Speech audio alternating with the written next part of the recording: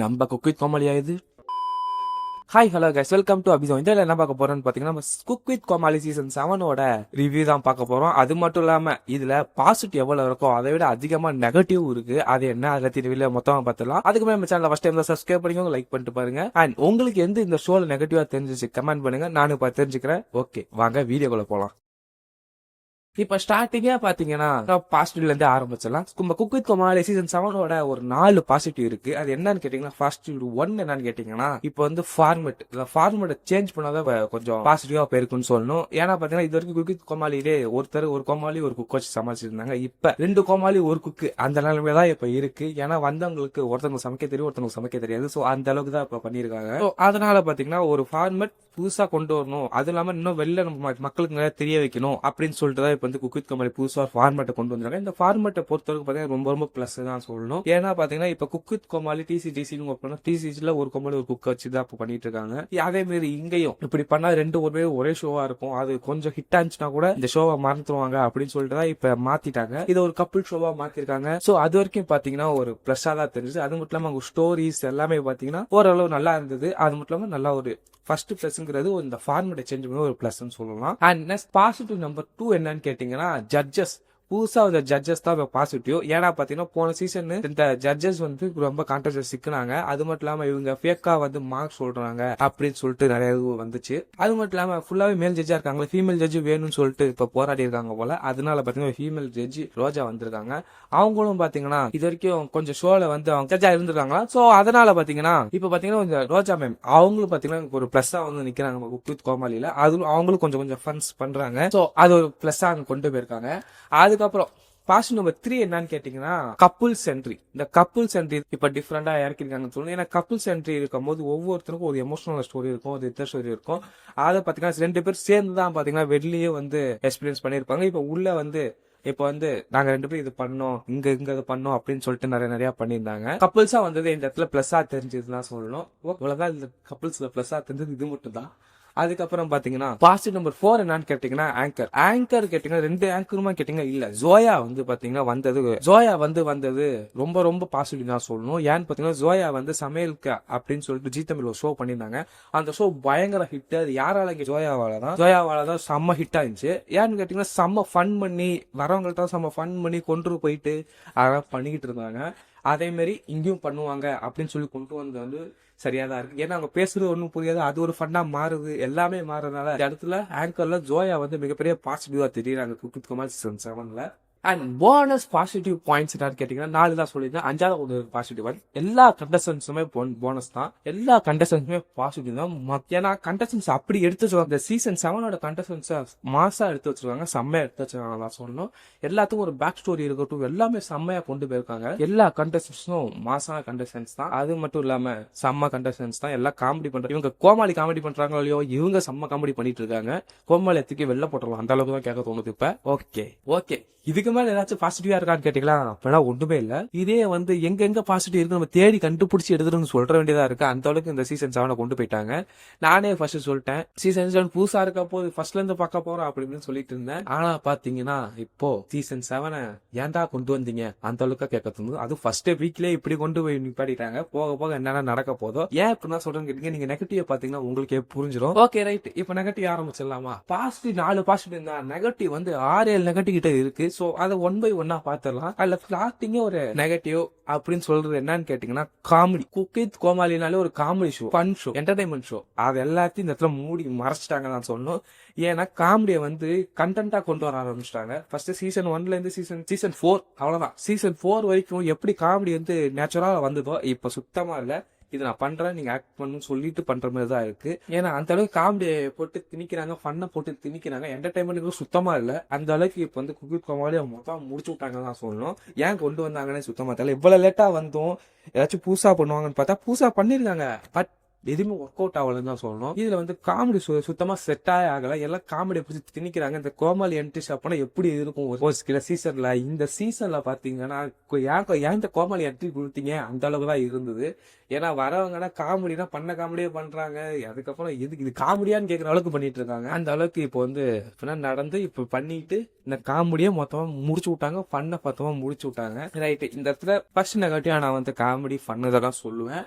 ஏன்னா அந்த அளவுக்கு பண்ணிவிட்டாங்க ஒரு ஷோ. இந்த ஷோ எவ்வளவு பண்ணா இருந்துச்சு. நம்ம சீசன் 2னா எப்படி விழுந்து விழுந்து சிரிச்சோம். சீசன் 2 ஹிட் ஆனதுக்கு கோவிட் அப்போ எல்லாமே டிப்ரெஷன்ல இருக்கும்போது இந்த இடத்துல இந்த குக் வித் கோமாளி சீசன் 2 பார்த்து எல்லாமே வந்து செம்ம என்ஜாய் பண்ணும். எப்படா வீக்கெண்ட் வரும் எப்படா பார்ப்போம் அந்த அளவுக்கு இருந்தது. ஆனா இப்போ பாத்தீங்கன்னா எதுக்குடா அந்த குக் வித் கோமாளி வருது அந்த அளவுக்கு கொண்டு போய் விட்டாங்க. என்ன பண்றது. ஓகே, ஃபர்ஸ்ட் நெகட்டிவ் இதான் சொல்றேன். அண்ட் செகண்ட் நெகட்டிவ் என்னன்னு கேட்டீங்கன்னா ஆங்கர். ஏன் ஆங்கரை சொல்றீங்கன்னு கேட்டீங்கன்னா ஆங்கர்ல வந்து ஜோயா வந்து பாசிட்டிவா கொண்டு போனாலும் நம்ம மேக்காப் வந்து கொஞ்சம் இதுவாக தான் போறாங்க. ஏன்னு பாத்தீங்கன்னா நம்ம ரக்ஷன் வந்து நம்ம வந்து ரக்ஷன் வந்து பாத்தீங்கன்னா எல்லா கூட சேர்ந்து நல்லா ஃபன் பண்ணிக்கிட்டு போயிட்டு அவங்களோட இருந்து ஃபன் பண்ணிட்டு அப்படி இருந்தாங்க. ஆனா நம்ம மாக்காப்பா பாத்தீங்கன்னா இவங்களை பத்தி நான் ஃபுல்லா நெகட்டிவ்னு சொல்ல மாட்டேன். இந்த ஷோக்கு வந்து அவங்க சூட்டபிள் ஆகலன்னு தான் சொல்லணும். ஏன்னா ஃபர்ஸ்ட் எபிசோட பார்த்து எப்படி சொல்றீங்க கேட்டீங்கன்னா ஃபர்ஸ்ட் எபிசோட அப்படிதான் கொண்டு போயிருந்தாங்க. அதனால பார்த்து சொல்றேன், போக போக மாறலாம். ஏன்னா நியூ ஆங்கர்ல அதனால போக மாறலாம். ஆனா ஃபர்ஸ்ட் எபிசோட பொறுத்த வரைக்கும் மாக்காப்பா இந்த ஷோக்கு ஃபிட் ஆகலன்னு தான் சொல்லுவேன். ஏன்னா இந்த ஷோ வந்து ஒரு காமெடி ஃபன் ஷோ. அதுக்கப்புறம் பாத்தீங்கன்னா எல்லா இடத்துலயும் ரக்ஷன் பாத்தீங்கன்னா எல்லா இடத்துலயும் இருப்பாரு. எல்லா கேமரா இடத்துலயும் ரக்ஷன் வந்து இருப்பாரு. எல்லாத்தோட அந்த சமைக்கிற இடத்துலயும் இருப்பாரு. ஆனா நம்ம மாக்காப்பாவை எங்கேயுமே பார்க்க முடியல இல்லாம அவர் ஒன் அண்ட் ஒன்லி ராமரை மட்டும் தான் பாத்துட்டு இருக்காரு அவரு. அதுவும் இல்லாம இப்ப நிறைய ஷோல போட்ட காமெடியை வந்து ராமர்கிட்ட வந்து இந்த ஷோலையும் போட்டுருக்கா, அந்த பிலிம்ல தான் போட்டுட்டு இருக்காங்கன்னு தான் சொல்லணும்.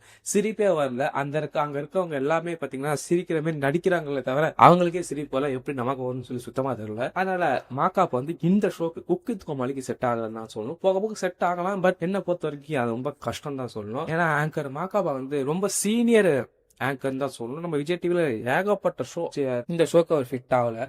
நம்ம ரக்ஷனை பார்த்து ரக்ஷன் எல்லா இடத்துல இருக்கிற பார்த்து இவரே அங்க இருக்கணும் அப்படின்னு சொல்லிட்டு நினைக்கணும். பட் எதுவும் இல்ல, அவர் அங்கே இருக்காரு. அதுவும் ராமர் கிட்ட மட்டும் தான் காமெடி பண்றாரு. ராமரும் அதே மாதிரி தான் ஒரே டலாக் தான் வந்து ராமர்கிட்ட போயிட்டு இவர் ராமர் இங்க போறாரு அங்க போறாரு தலைகளா நிப்பாரு அப்படி இப்படின்ட்டு நம்ம மேக்காப்ப சொன்னாலும் ராம வந்து ஒரே டலாக் உங்களுக்கு ஏன் அப்படி பண்றா இது எல்லா ஷோலும் இதே நான் பார்த்தா எப்படி இந்த இடத்துக்கு சிரிப்பு அப்படி காமெடி வரும் சுத்தமா தெரியல. என்ன பண்றது. இதான் நம்ம நெகட்டிவ் யாருன்னு கேட்டீங்கன்னா மாக்காப்பா இந்த இடத்துல இந்த ஷோக்கு கமெண்ட்ரே வந்தது கொஞ்சம் நெகட்டிவா தெரிஞ்சது. நெக்ஸ்ட் நெகட்டிவ் என்னன்னு கேட்டீங்கன்னா ஜட்ஜஸ். என்ன ஜட்ஜஸ் என்ன கேட்டீங்கன்னா ஜட்ஜஸ் எதுக்கு 4 பேருன்னு சுத்தமா தெரியல. யாருன்னு சும்மாவே ஒரு ஜட்ஜஸ் பேசுறத கட் பண்ணி விடுவாங்க. இல்ல 4 ஜட்ஜஸ் பேசுறது எப்படி ஃபுல்லா போடுவாங்க தெரியல. நிறைய இடத்துல கட் பண்ணி விட்டாங்க தான் சொல்லணும். சில ஜட்ஜஸ் பேசினது இந்த வாட்டி ரோஜா மேம் அவங்க பேசுனது அதிகமா போட்டு விட்டாங்க. 2 ஜட்ஜஸ் கட் பண்றாங்க அப்படி கட் பண்ணிருந்தாங்க. எதுக்கு 4 ஜட்ஜஸ் 2 ஜட்ஜஸ் போதும் இல்ல 3 ஜட்ஜஸ் போதும். ஒரு மேல் ஜட்ஜஸ் தூக்கி வெளில போடுங்க அந்த இடத்துல தான் கேட்க தோணுது. ஏன்னா ஜட்ஜஸ் வந்து பாத்தீங்கன்னா எப்படி ஜட்ஜஸ் சொல்றத ஃபுல்லா போட மாட்டீங்க. எதுக்கு 4 ஜட்ஜஸ் அதான் சுத்தமா தெரியல. ஏன்னா போன வாட்டே செம்ம கான்டெஸ்ட் ஆச்சு. இந்த ஜட்ஜ் இருக்க கூடாதுன்னு சொல்லிட்டு நிறைய பிரச்சனை வந்தது. இப்ப அந்த ஜட்ஜியை தூக்கி உள்ள போட்டு வச்சிருக்காங்க. ரைட் போலாம் தப்பு இல்ல. அது சரி ஷோ 1.5 மணி நேரமா நீங்க 2 மணி நேரமா மாத்தி போடுங்க ஷோவை.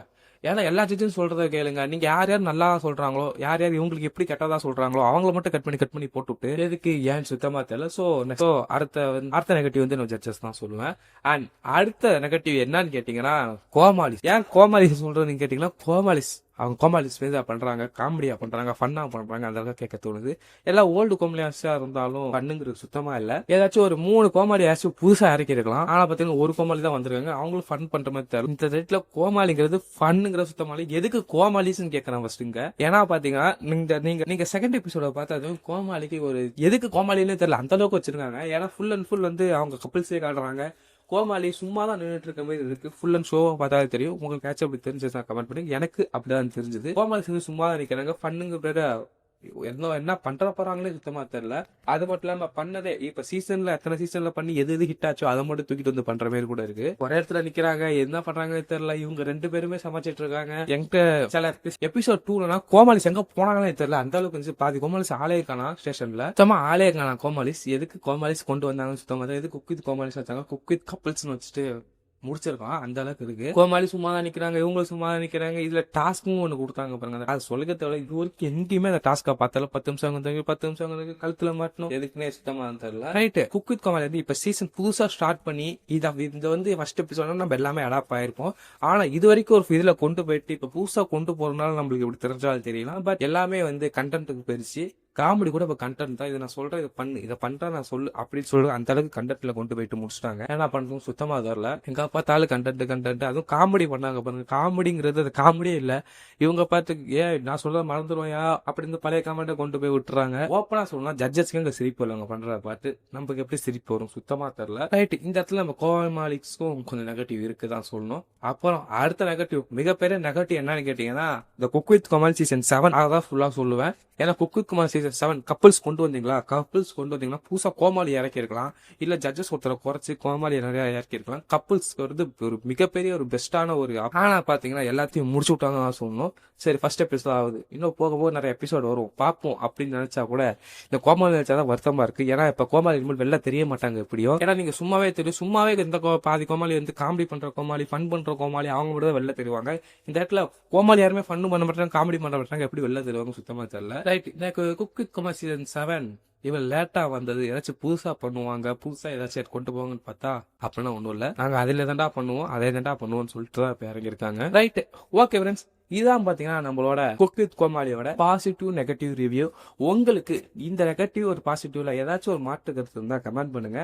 அண்ட் உங்களுக்கு ஏதாச்சும் நெகட்டிவா தெரிஞ்சா கமெண்ட் பண்ணுங்க, பாசிட்டிவா தெரிஞ்சாலும் கமெண்ட் பண்ணுங்க. சோ இதை விட நம்ம வீடியோ முடியுது. மறக்காம சேனல் சப்ஸ்கிரைப் பண்ணுங்க, லைக் பண்ணிட்டு பாருங்க. இந்த பக்கத்துல ஹைப்னு ஒரு பட்டன் இருக்கும், அதையும் கிளிக் பண்ணிட்டு பாருங்க. எனக்கு கொஞ்சம் யூஸ்ஃபுல்லா இருக்கும். நெக்ஸ்ட் வீடியோல பார்க்கலாம். பை.